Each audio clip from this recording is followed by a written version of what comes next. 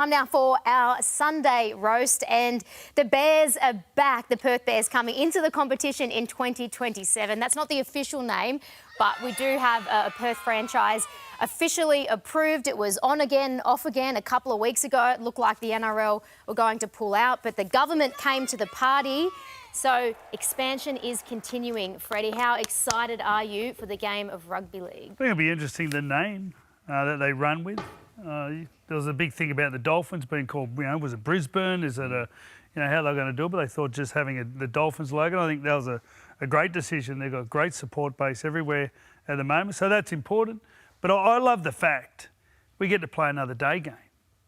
It's a couple of hours behind, so we'll get to see more day games and play in more day games. So I think the players will really appreciate that. The travel's going to be tricky, but I think where it is at the moment, I think from a point of view of Perth and Western Australia, how well they're doing as a state. We have great support over there, and I think there's a great appetite for us, so congrats to all. We just saw a picture of Brad Arthur up on the screen there. Do we think that that's the right coach to lead this new franchise? Yeah, I'm not sure. I haven't really thought about the coaches as yet. I think the players is obviously very important. Yeah. I think having an experienced coach or someone who's recognisable is important. I'm not sure who else is out there. Well, Brad Arthur at this stage is the front runner, and the NRL do get to appoint the coach.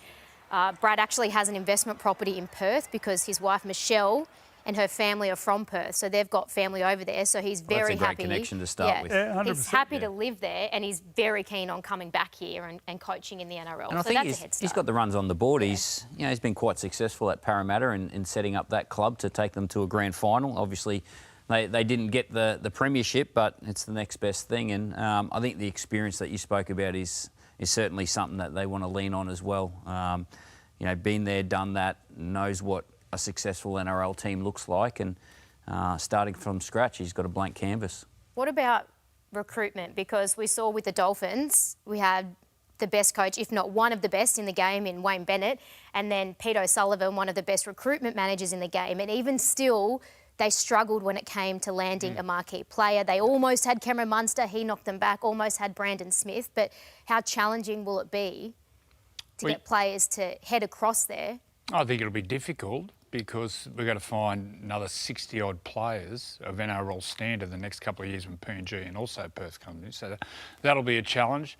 I think the model of the Dolphins, they went out and bought the best young halfback in the country, Isaiah Katoa, and then also they picked a forward pack of hardheads, older players, experienced players in the forwards. So I think that's a pretty good model to follow. Yeah. What the older player and more experienced player does, it sets the standard. I think they need to set the standard from day one, but then look to the future. And going off your lines, looking at the Melbourne Storm when they started in '98, and then looking at the Dolphins a few years ago, they got a marquee front rower. Glenn Lazarus was that guy in Melbourne, and then Jesse Bromwich was that guy to lead the Dolphins to where they are. And you would say the Dolphins have had a successful first 2.5 years in the competition. And then you look to the future by their star halves coming through. I think the other position that's very important is fullback. If you look at the fullback of the Dolphins, it's been the Hammer, who's been incredible, not only on the field but off the field. So I think chasing, you can't just be a good fullback. You've got to have something about you. You've got to have some sort of X factor where it'd be like the Hammer, where grab the attention of exactly. You got to, you need the fans to get invested in the team, and it's when you got someone like Hammer who's got speed. Might be something different this time, but that's something to latch onto and just hope he scores one of those tries every week. It's just awesome. Well, Billy Moore, the Bears director, has come out today with his hit list of who he would like to target 5 players. So Jerome Hughes, no surprise there, the reigning Dally M medalist. He is right up there. As you guys mentioned, you need a marquee front rower. Who better than Payne Haas to start a brand new franchise? Selwyn Cobbo, he's also mentioned he's chasing, isn't he having a great season? Angus Crichton, who had a great day on Anzac Day, he's number 4. And last but not least, Billy Moore says he wants Herbie Farnworth over at the new team in Perth. And we have also set you guys some homework to come up with your top, we've just said 3 players. So, Billy, who are your top 3 that you would be targeting? Yeah, well, going off my criteria, I think that front rower is really important. So I've gone with Payne Haas. I think he'd have to be the best front rower in the game at the moment. He's got a big motor. You know, those two guys I spoke about that started the Dolphins and the Melbourne Storm, they're premiership winning front rowers. You know, Payne's yet to do that, but he's done it at representative level. This guy here, he comes off contract at the exact right time after 2026. So, and then this young lad here, Jackson Perju, I think he's a star of the future. 6. As a football player, As a footy it doesn't player. matter where he plays. A hybrid halfback. Probably He's a a half. good Probably. player. Could you imagine Lachlan Galvin and Perju playing in the halves? Take nothing away. I don't want to see him leave North Queensland because he's a North Queensland boy. But if I was setting up the Bears, I'd be going for those 3. Joey, who are you targeting? I'd go Alec McDonald from Melbourne, mid-20s, as tough as they come. He'd set the standards for the young forwards, and he's in that sweet spot. I think the Bulldogs forwards they've got all around that 25, 26. I think he'd set the standards.